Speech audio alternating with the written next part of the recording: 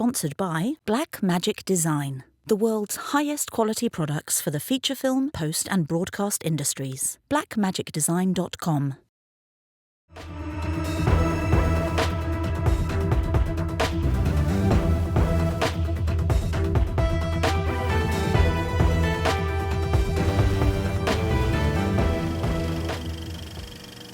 Hello and welcome to No Rest for the Weekend. I'm Jason Godbey, and today on the program, we're going to take a look at some of the films from this year's Woodstock Film Festival. And to help me do that, joining me via Zoom, she is the host of Made with Jackie Hanzl and Homebodies Only, Miss Jackie Hanzl. Welcome back. Thank you. It's great to be here. Thanks for having me. Yeah, and I was really exciting to go to the film festival in the town I live in.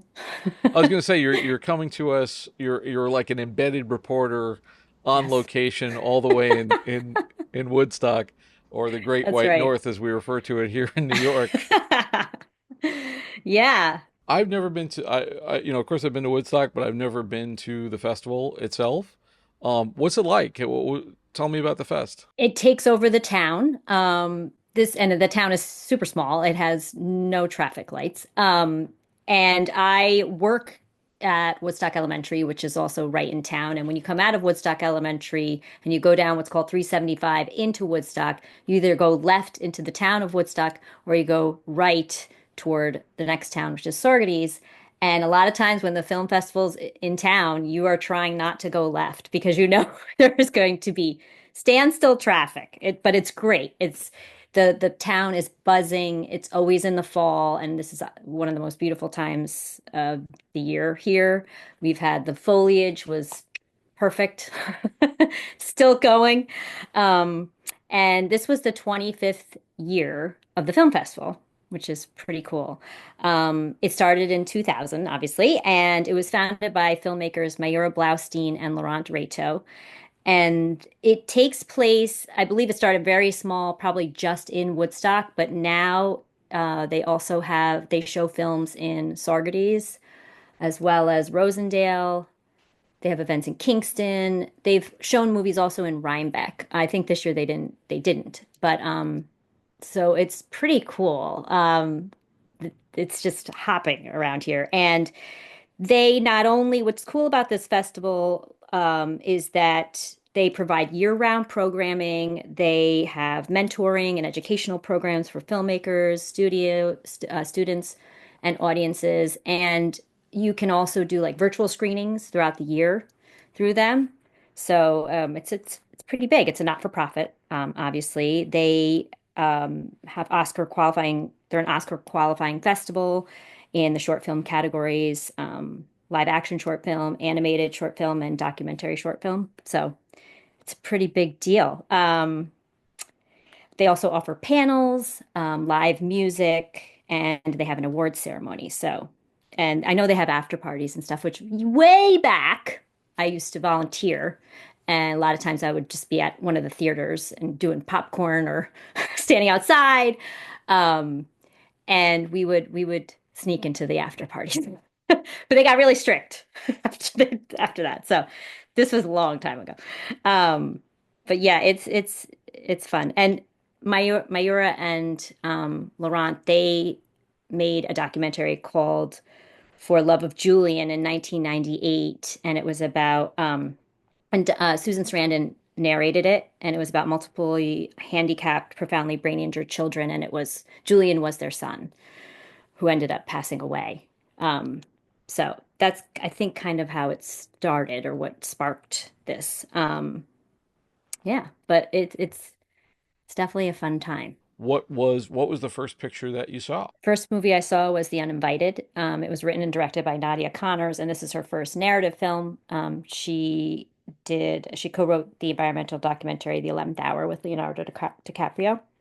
Um, this movie has some kind of heavy hitters, I think, for a film festival. Pedro Pascal, Elizabeth Reeser, Walton Goggins, who's actually her husband, Nadia Connor's husband, Lois Smith, and Rufus Sewell.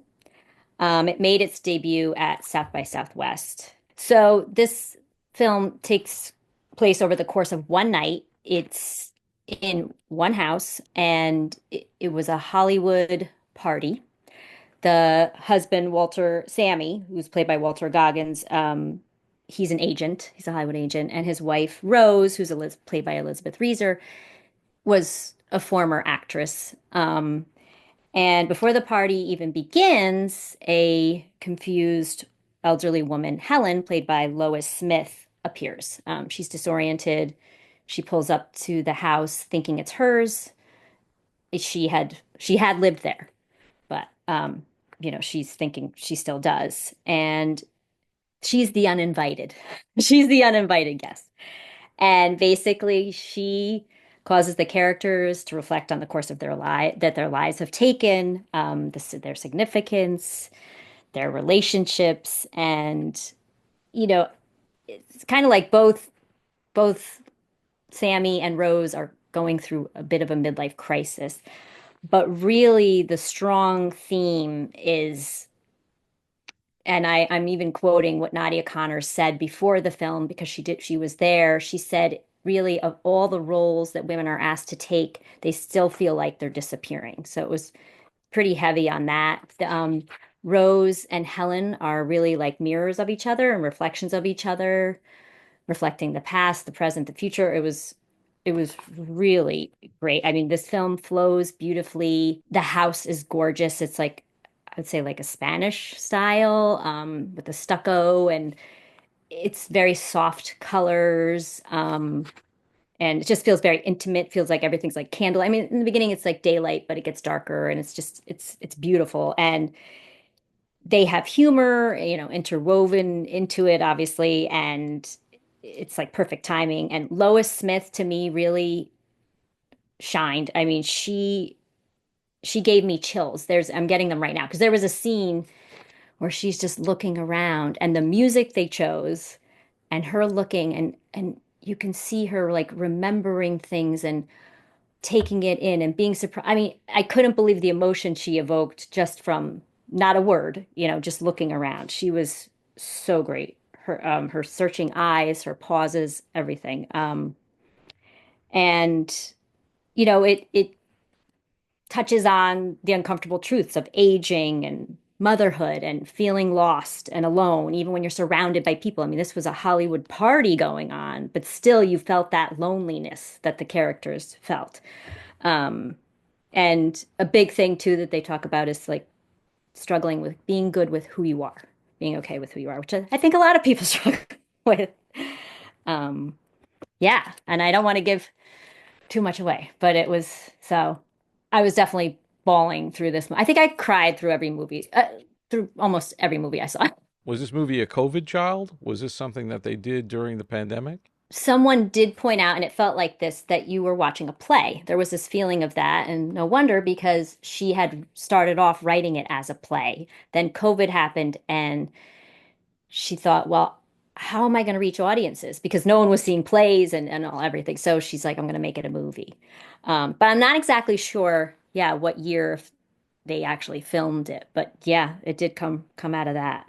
There's a couple of things that I've noticed in the festival season, and one of them seems to be, and I don't know if it's just this time of year and people trying to get Oscars, basically, but I feel like this season, and even at Tribeca, we've seen a lot of movies that are just acting and like really strong scripts and not car chases and explosions. And I think part of that has to do with coming out of COVID and writers' strikes and all that stuff. But I also think that there is a need for these things to get away from superheroes and action and, End of y- the world stuff. yeah, and $300 million, Right. movies. So I don't know. I mean, it's not like we're returning to like the heyday of indie film in the 90s, but a lot of these films feel like that. There's like this film feels like something I probably saw, 25 years ago. I don't know how well they're going to do, like box office wise, or if they'll even see a box office. There's only going to be two one weekend premieres, one in LA, one in New York, and then it's going to go on demand. That makes sense. Just Yeah. because and the weekends that they do or the couple of weeks that they do are usually just for awards consideration because you have to Yeah. show in a theater in order to be considered for certain Oh, awards. okay. Okay. And that's why a lot of them do the festival runs and things like that to get critical buzz and so forth. It's a plan, and but this has some good names in it. It's Yeah. probably a good movie. I'll definitely check it out when I can. What do we got next? Next movie is called Out of My Mind.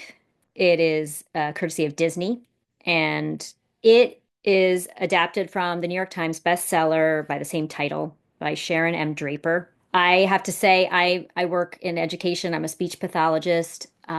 This people basically how this came to be was the producer, Peter Saraf, he was there doing a Q&A. His daughter, when she was in about fourth grade, read this book in class. They had to. And she went to him and said, I want you to make a movie out of this. And it took about 10 years. So this is like 10 years later because she's in college now, his daughter.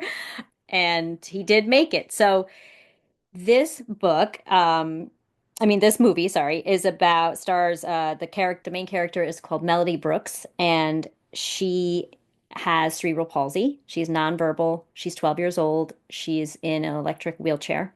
She really can't do anything. She can't, obviously she can't walk, she can't talk, she can't bathe herself, she can't go to the bathroom by herself. She can't really feed herself. And this is should say who's it's starring. The newcomer Phoebe Ray Taylor plays Melody Brooks, and she does have CP in real life. Amazing actress. Rosemary DeWitt is in it. She's plays the mother. Uh, Luke Kirby, he plays the dad. Judith Light is in it. She's a neighbor. Jennifer Aniston is the narrator. She is the voice of Melody because Melody can choose any voice she wants. And this takes place in the early 2000s, and she loves Friends and she loves Jennifer Aniston. It's adorable.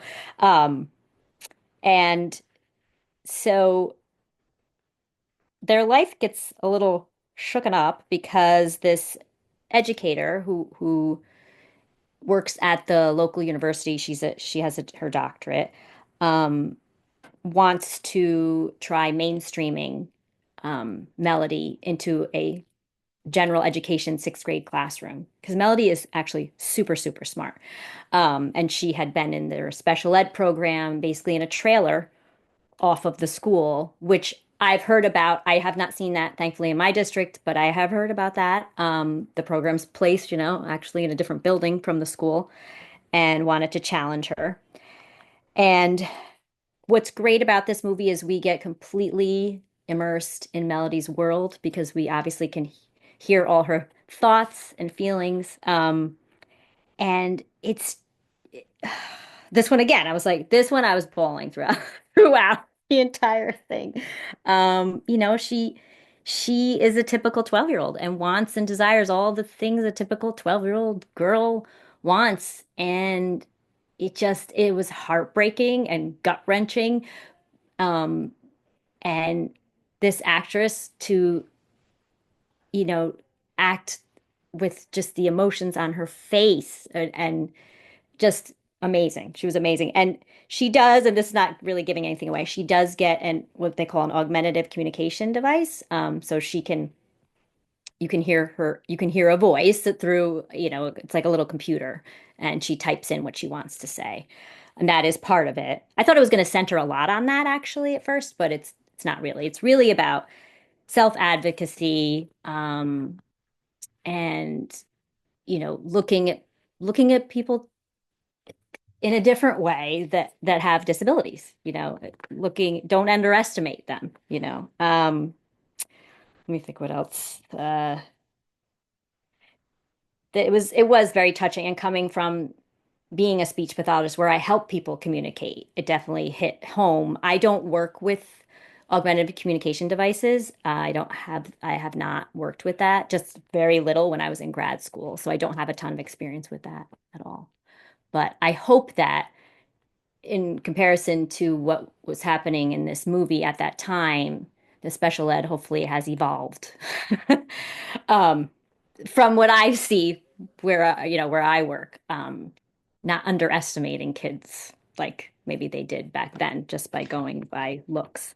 Um, and Yeah, on the outside. Now, do you know if it was based on a book? Was the book a novel or like a true story? So that was the book was a novel, and I actually asked that question at the panel because they mentioned that the author was a teacher in Ohio for many years, revered, and I'm like, wait a minute. There has got to be someone she knows with cerebral palsy. There's no way she could know all this unless she did a ton of research. So the author just recently shared publicly at the Sundance Film Festival that her daughter has cerebral palsy. And the producer who was at the Q&A said, I know I can share this because she did there, and she's been very private about it. And when I did ask, I said, was the character based off of a real person? He said somewhat. So he did, say exactly, but um, yeah, so I figured. And she did write, there's a sequel, Out of My Heart, I think, and then she's working, and they are writing a script for that, I heard.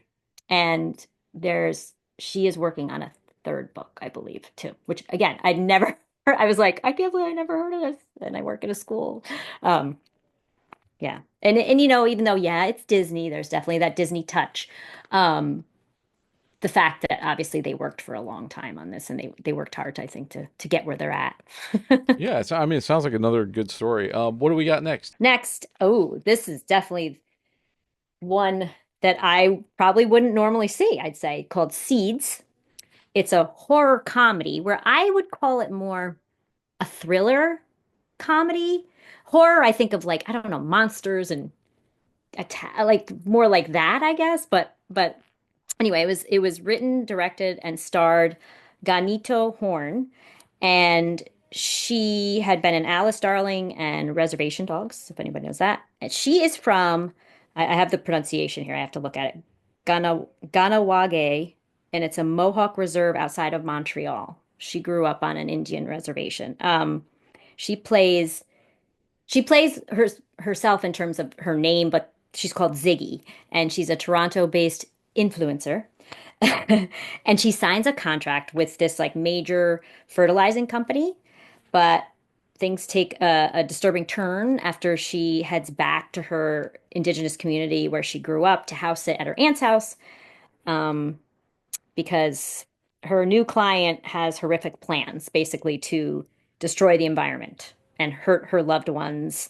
And she has like no internet connection there, so there's that feel of being, isolated, and um, she totally embarks on a battle of survival. So there's blood, there's that, and there is that, I guess horror in terms of someone in the house, what's happening, what's going to happen, being attacked. It's dark, definitely, but it's funny. There are funny parts, really great acting, a real indie feel to it. Um, she's a tough, bad, you know what? And the I have to look again. Ganitio, was inspired by Home Alone. That's how she started. She was like, I want to be, and she's like, and then she was, I also love Shaun of the Dead. So that's where it comes from. She she never thought it would turn into this like with political, stuff going on and cultural. She didn't know it would turn into that, but it did. And it was funny too. And she came out before the movie. She's like, please, there are parts that are supposed to be funny, so please laugh, and you might gasp. And but it was definitely like dark and possibly, and I really, really enjoyed it. And I don't think I cried as much in this one. There were parts though. There were some parts that I cried a little bit. But I don't know if I normally would have seen it, but I'm glad I did, and I highly recommend it. I think it was very, very cool. These are some films that I've seen that happened at other festivals that we didn't catch. So I'm glad that you got to see them. What do you got up next? Next, My Dead Friend Zoe. So this was also called a dark comedy slash drama. I don't know if I'd call it a dark comedy. I don't know. I would call it a drama, and then there were funny parts, but I didn't write it. But it was written by Kyle Houseman Stokes and also directed by him, AJ Bermudez, and Cherish Chen. Um, so U.S. Army veteran Merritt, played by Sonequa Martin Green, is grieving the loss of her friend Zoe, and played by Natalie Morales. And it's during her military discharge from Afghanistan is where we're watching the movie. But in Merritt's mind, Zoe hasn't left her side. So that's like her imaginary friend. She knows she's not real, but she is with her. Um, she's court so Merritt is court ordered to attend group therapy, and she's very resistant to it. She goes, but she doesn't participate. She doesn't talk. And the group therapy is led by Dr. Cole, who's played by Morgan Freeman. And at the same time that this is happening, her grandfather, who's played by Ed Harris, Dale, he's a Vietnam vet, and he's the reason she joined the army, is diagnosed with Alzheimer's. And so she's struggling with the grief of losing her friend. I mean, that's the main thing, but there's also that grief of kind of losing her grandfather, losing that strength in her life. And the film highlights everyday struggles of veterans and also keeping too much in and can really hurt you, obviously, and not expressing, your emotions to heal. And it's really about healing yourself. Um, this one, again, crying throughout the movie. Sorry. But I will say, there were other people crying. Also, in Out of My Mind, by the way, men, women, everyone was crying during that movie as well, just to let you know. Sonequa is magnetic. I honestly didn't know who she was before this, and I know she's kind of big time, I think. You can like I could not take my eyes off of her. She's so good. Her emotions. Natalie Morales, I mean, her as Zoe, she's snarky, she's feisty, but she's also like wounded. You can tell. It's really great. And a very cool thing about this movie was it was produced by this company called Legion M, and it's the world's first, you've obviously heard of it, fan-owned entertainment company. One of the co-founders and CEO was there, Paul Scanlon, and he told us that Kyle Houseman Stokes filmed like loved to film when he was on duty. And during so his sergeant, I believe, pulled Kyle from a stop loss, which I had to look up what that was, and I do have to read this one. It's a Department of Defense program that allows the military to keep service members on active duty past their contractually agreed upon separation date. He pulled him from that to go to film school. He said, "You have to go to film school," and so he did. Also, the main characters are female, and they were inspired by real people, in Kyle's life. And he really did that, which makes sense, to distance himself from the story.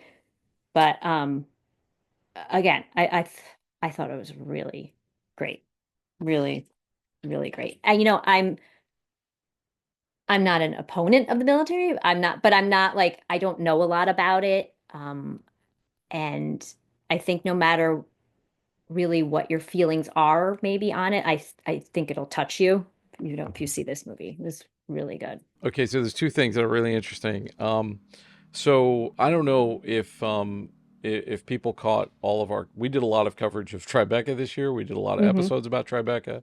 We actually interviewed Kyle Hausman Stokes, Oh, cool. because he Okay. was one of the creators of a series called Shonky, which was part of their new television program at Tribeca. So we actually sat down with him and his partner, Sean Quinn, on that project. Got a great interview with them. You can check it out. It's on the Tribeca playlist on Awesome. YouTube.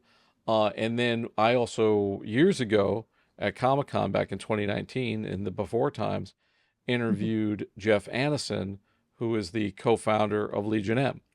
Oh, So okay. we have an interview with him as well, and he talks about the genesis of Legion M and like what they did. It's a great company. They've been working with a lot of great artists and stuff. It's really interesting and inspiring, kind of what they've been doing. I don't know how well they're doing now, and they did like a bunch of they did I think they did Jay and Silent Bob reboot with Kevin Smith, who we also just had on the show.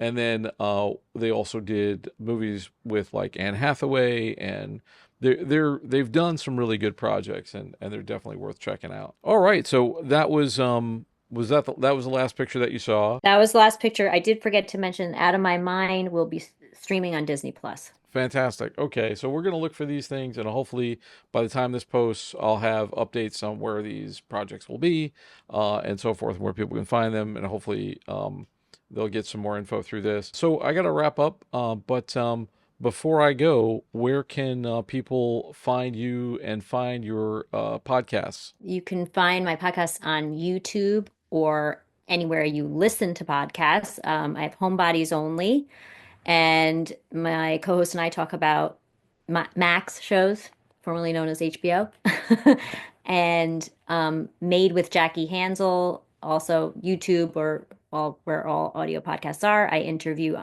basically entrepreneurs, artists. We talk about their favorite show or film, and how they got into what they're doing. Very cool. And I was on that show. It was a lot of fun. You were on that show, yeah. All right. So we'll definitely have you back. Hopefully we'll talk again. We're wrapping up episodes for the year, but we'll be back next year with a lot more film festival coverage. And thanks so much for doing this. I really appreciate it. And thanks for being in Woodstock. You're welcome. And that's all we got for you today. Thanks so much for taking this trip down the rabbit hole. For more of our content, including more film festival coverage, visit norestfortheweekendpodcast.com. You can subscribe on your favorite podcast app or on YouTube, youtube.com/getbehindtherabbit. I'd like to thank my guest, Jackie Hanzl, and our sponsor, Blackmagic Design. For Behind the Rabbit Productions, I'm Jason Godbey. Thanks for joining us. We'll see you next time. This is the BTRP Media Network.